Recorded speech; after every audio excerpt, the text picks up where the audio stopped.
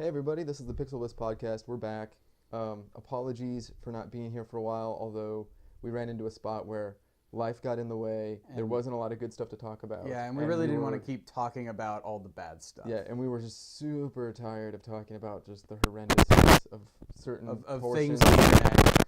the internet. I mean, the internet is simultaneously the greatest thing ever because you get silly crap like Nyan Cat and weird silly things that everybody loves, and then you get things like, you know, what happened a couple of months ago where everybody just hates and hates and hates and hates, and it's like it's the biggest double-edged sword ever. Yeah, so I mean, with that, we didn't really feel like there was anything that we wanted. We were excited to talk about, and if we weren't excited to talk about anything, there's no point in us talking about it. Yeah, So yeah, because then it would just be us going for an hour or 20 minutes or whatever. It is what it is. People are horrible. I don't get it. So today we're going to talk about the two big exclusivity deals, air quotes exclusivity. Have come out in the last, what, week?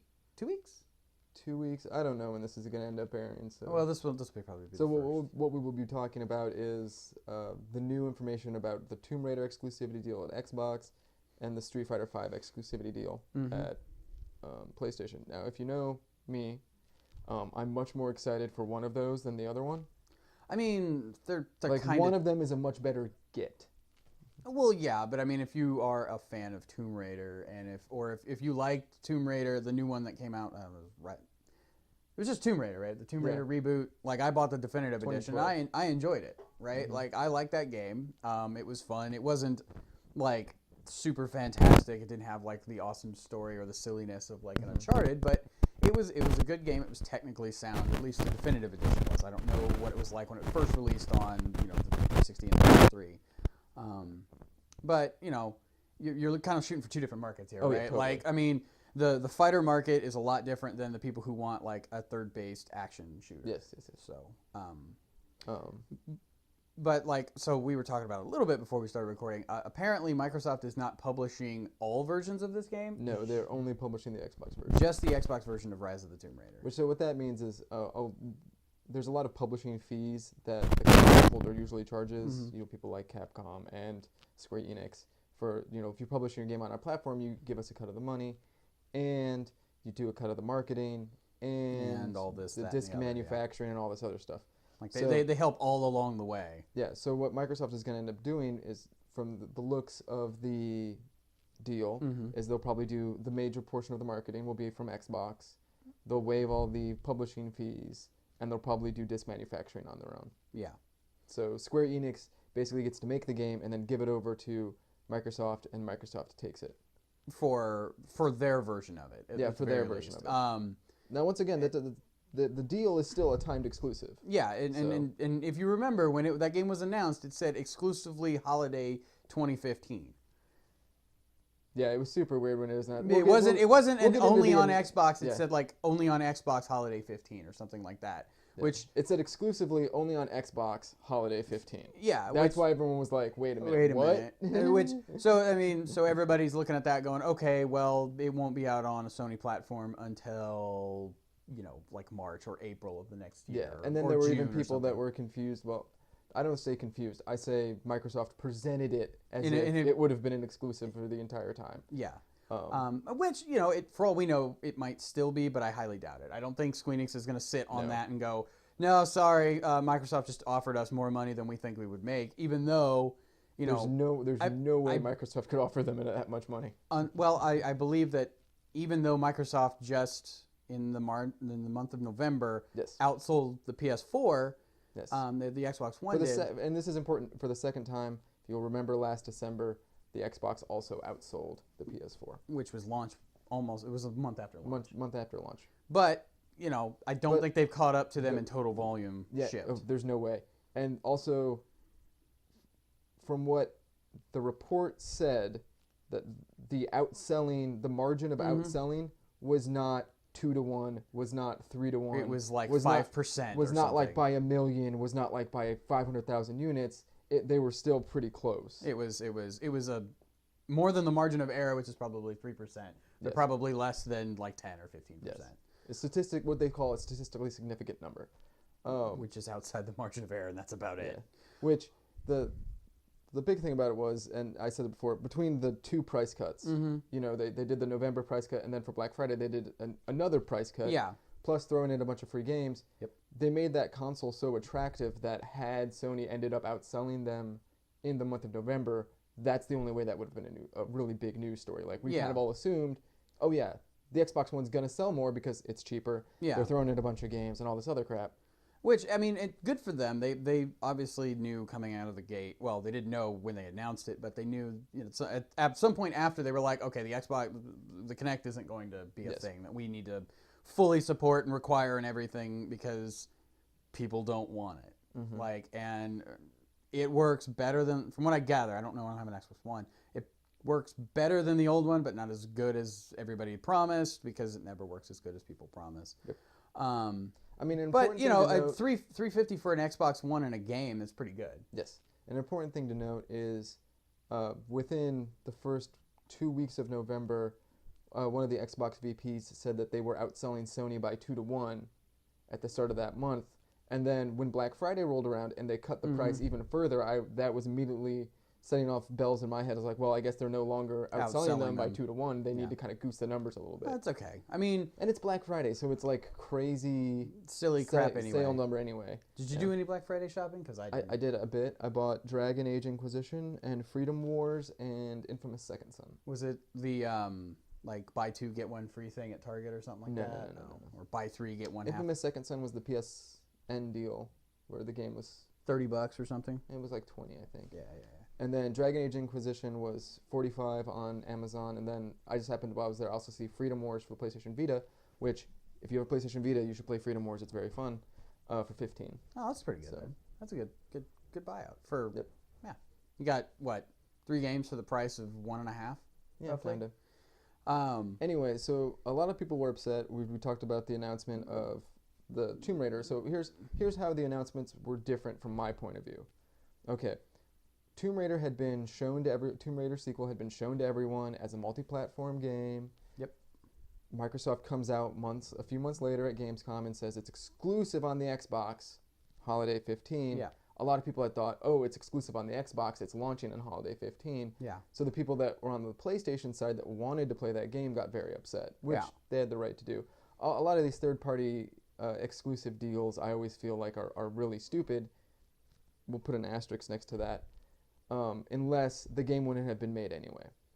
Well, and it's bad. Like the third-party exclusive, it feels like it is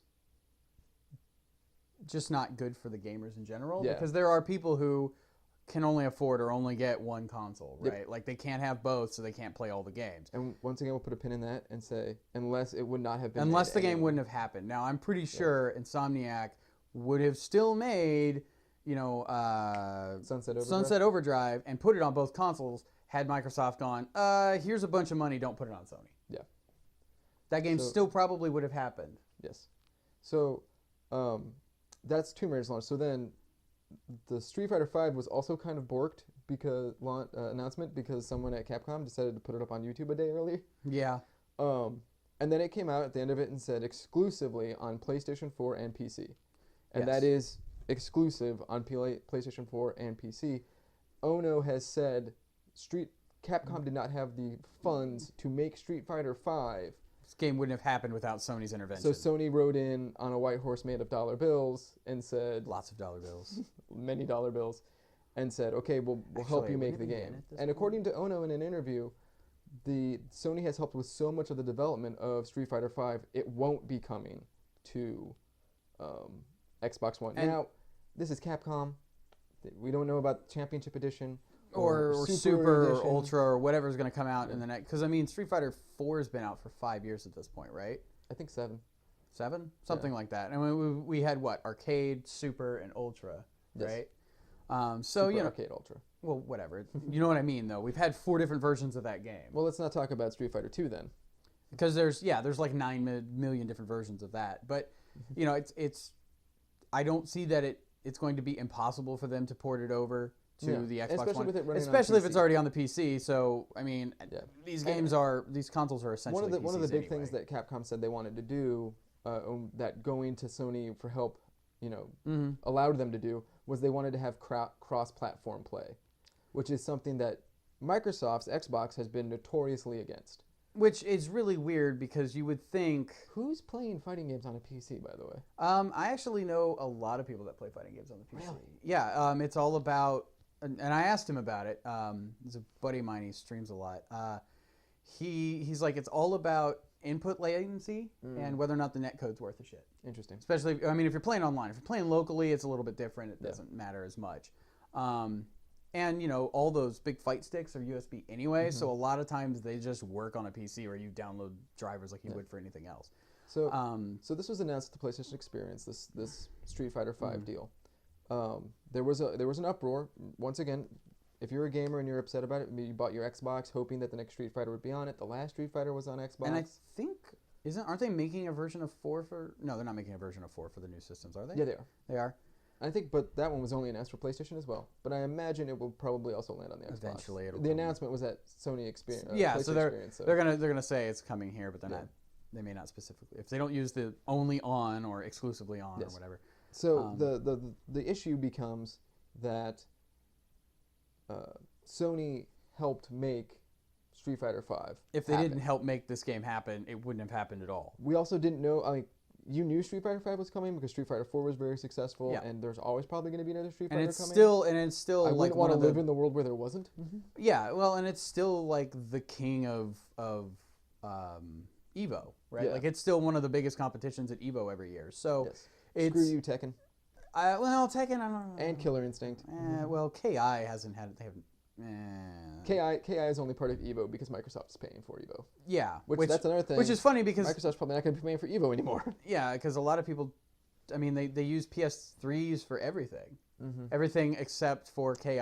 This past and Evo Wii and like Smash Bros. This past Evo where they were using Xbox, people were complaining because they didn't like the well, because they weren't used to the maybe there's a stutter lag on the PlayStation 3 that's not on the Xbox 360 or something like that. Yeah, I've heard of that, and then that comes back to the where's the input lag going to be, where's the frame hitching and things like that, and so people went to Phil Spencer, who is doing a bang up job at Microsoft. He's doing a pretty good job. I mean, since he's taken over, they've done a lot of good. I still don't think that's a boat that's going to be righted anytime soon, but it's not going down like the Titanic anymore. Yeah, he is attempting to bail out the ship. He said basically, we would like to have Street Fighter, but we don't need it because we have Killer Instinct, which I gave a very hearty belly laugh for. I mean, that's like saying I don't need to have a car because I have a roller skate that's missing an axle. I mean, to be fair, I haven't played the new Killer Instinct, and I really haven't played a lot of Street Fighter in the last few years. But from what I remember of Killer Instinct from back in the day, it is not a Street Fighter. No. Like, they're very different fighting games, and they will pull in different people. Killer Instinct was always like the also-ran to Mortal Kombat, which Mortal Kombat was always the different version of what Street Fighter gave you. Yeah, kinda. I don't know. And also that when you're talking about fighting games, Mortal Kombat 10 is on PlayStation. They're getting marketing help from Sony. Well, it's fine.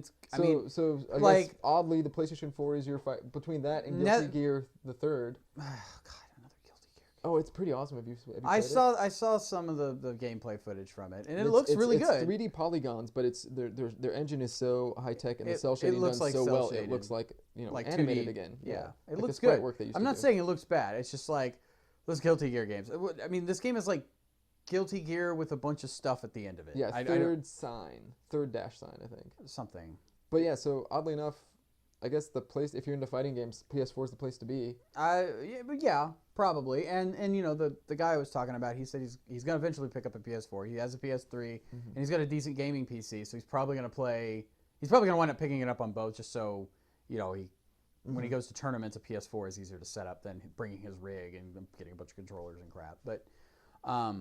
But yeah, I don't know. It's like if you only use consoles, then yeah, it sounds like if you are a traditional fighting game fan, it sounds like the PS4 is going to be the place for you. Yeah. So the other thing about this is this third-party exclusive thing is that it makes sense now why Microsoft didn't snatch up Capcom when they had the chance.